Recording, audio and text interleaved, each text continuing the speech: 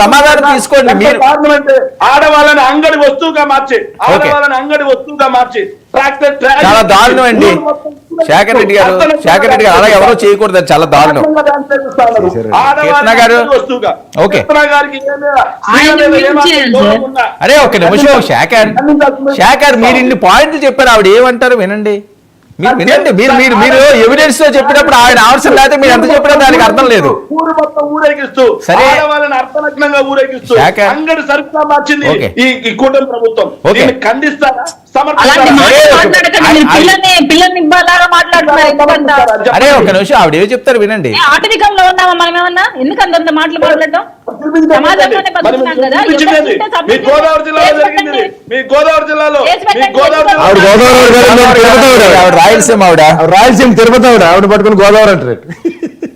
గోదావరి జిల్లాలో జరిగింది మరి తిరుపతి ఆవిడ జూనియర్ కడప రెడ్డప్ప గారు ఆవిడ తీసుకెళ్లి గోదావరి జిల్లాలో పెట్టారు. ఓకే, కీర్తన గారు పాయింట్ లోకి రండి. ఇది సీరియస్ ఇష్యూ అండి. నిజంగా క్యాష్ నోల్ చేసినా లేకపోతే అంగాంగ ప్రదర్శనలు చేసి అమ్మాయిలను అంగడ బొమ్మల్లో చూపించినా సరే చాలా తప్పు, నేరం జరిగింది. అది శేఖర్ నేను మాట్లాడుతున్నాను కదండి, వినండి. మీరు మాట్లాడిందని కదా ఆన్సర్ చెప్తేనే కదా మీకు దానికి కరెక్ట్ రిజల్ట్ వస్తుంది. మ్యూట్ చేసుకుంటే మేము మాట్లాడగలుగుతాం.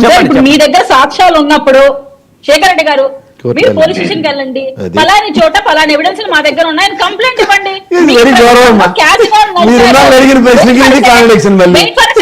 నేను కంప్లీట్ చేయనివ్వండి. మీ ప్రభుత్వంలో క్యాసినోలు నడిపినాయని తగినంత నాన్నగారి పేరు వస్తే కూడా ఎటువంటి యాక్షన్ తీసుకోలేదు.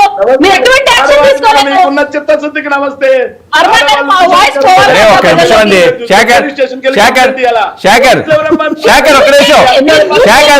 ఆవిడ మాట్లాడిన తర్వాత మీకు కాస్ట్ ఇస్తాను నేను అవకాశం. వెయిట్ అండి క్రాస్ తాగొద్దు. ఓకే, నేను చెప్పినా మీరు ఎవరో వినే పరిస్థితి లేదు. వినండి శేఖర్ వినాలండి. శేఖర్ ఒక్క నిమిషం, ఆవిడ మాట్లాడండి. శేఖర్ గారు గత ప్రభుత్వంలో క్యాసినోలు నడిపారు అని నాని గారిని ప్రత్యక్షంగా చూపించిన మీరు ఇంతవరకు ఏ యాక్షన్ తీసుకోకుండా కనీసం మీ సాక్షి పేపర్లో రాలేదు. ఇప్పుడు మీ దగ్గర ఏదో ఎవిడెన్స్లు ఉన్నాయంటున్నారు, క్యాసినోలు నడిపారు, ఆడబిడ్డల పైన తప్పుగా ప్రవర్తిస్తున్నారని చెప్తున్నారు కదా. మీ దగ్గర ఎవిడెన్స్లు ఉన్నాయంటున్నారు కదా. మా ప్రభుత్వంలో అలాంటి